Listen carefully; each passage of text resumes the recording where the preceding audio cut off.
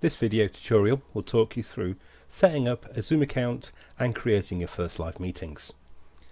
To access Zoom, you can either do a Google search or in your address bar at the top, type in zoom.us. This will take you to the Zoom homepage.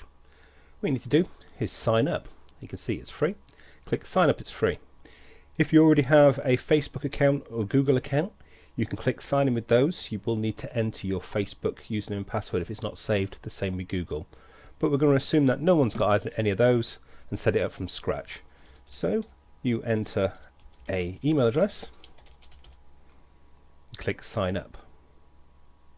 You can see you can subscribe at any time, so you can set your preferences, or again, just for speed, I'm just going to click confirm. It's sent me an email, which you can see there, it's just arrived, and I need to click to activate the account. This then takes you to this page. So this is a test, line dance. It's going to set up a password. For the purpose of this, I'm going to save this. I'm not going to invite anybody at the moment, but we can at some point. Little tip, if you get these recaptures, when you left click into the box, hold the mouse down for a few seconds and it can often skip any images that it might ask you to do. So we're going to skip that step. So now you can see our personal meeting URL. That will be in our profile as well, so we don't need to worry about it now. Click go to my account. So this is our account. So you can see again the meeting ID. We can see my email address. We can see that we've got a basic account. We've got a capacity meeting limit of 100 people. Our time zone is London, and these are all our settings. We can integrate and such like. We can change our password, show our host keys, and sign out as well from there. So we've now got an account, we're all set up. We need to set up the meetings. So click on meetings, and we need to schedule a meeting. So we click on schedule a meeting. So we can call this Monday class, for example. Give a description here to describe what the meeting is about. When we're going to want it, it's set to today, the 3rd of April. Keep in mind, this is an American date. So we want to set it for Monday the 6th. And we're going to have our class at 3 p.m. So set it to 3 p.m. Now on a basic account is free of charge. You'll never be charged for it. However, it does have a maximum meeting length of 40 minutes. You can have as many meetings as you want, but they can only be a maximum of 40 minutes in length. So we're going to set our duration to 0 hours and 30 minutes. We can schedule another meeting directly afterwards if we wanted to make an hour. It's London time zone, and we want it to occur every Monday for the next 4 weeks. So we click recurring meeting.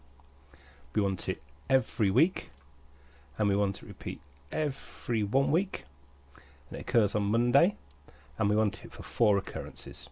So you can see you can set it to repeat every fortnight or every 3 weeks. You can change the days, you can change the end date, or you can just set it for after 4 occurrences. So now this will be a meeting for Monday at 3 p.m.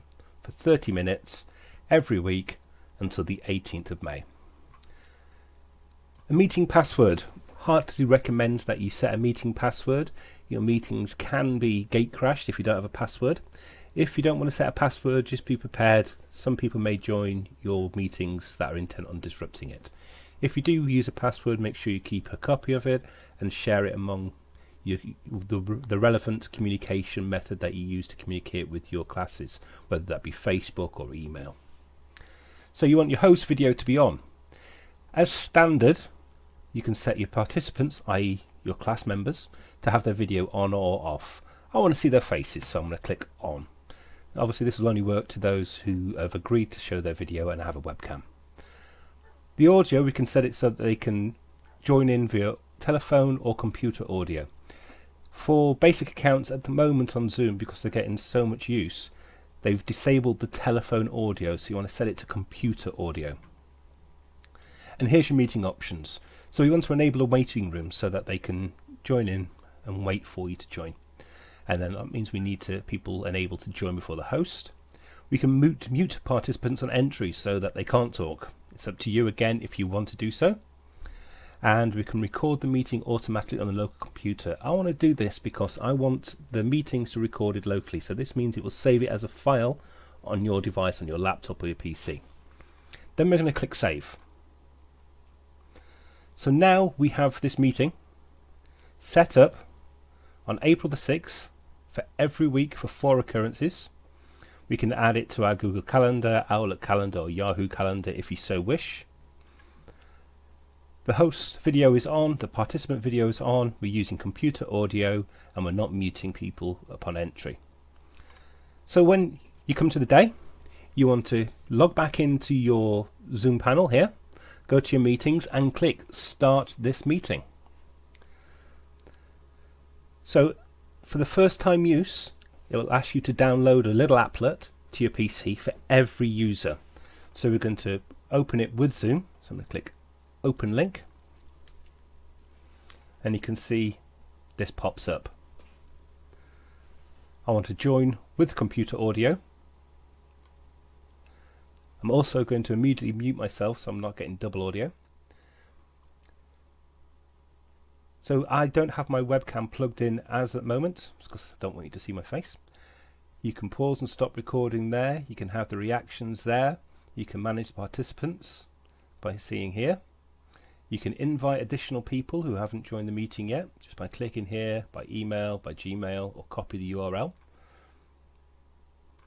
And you can end the meeting easily there. End meeting for all, or just leave the meeting. It's now converting that meeting into a video file, which I'm going to save on my desktop. And that's automatically saved and downloaded there. So once you've created your meeting, what you need to do is share that link. So if you go back into your account, you need to copy this. I've just right-clicked and copy, or you can Control-C. And share that with your group along with the times. It's the easiest way to do it. And then you're ready to go.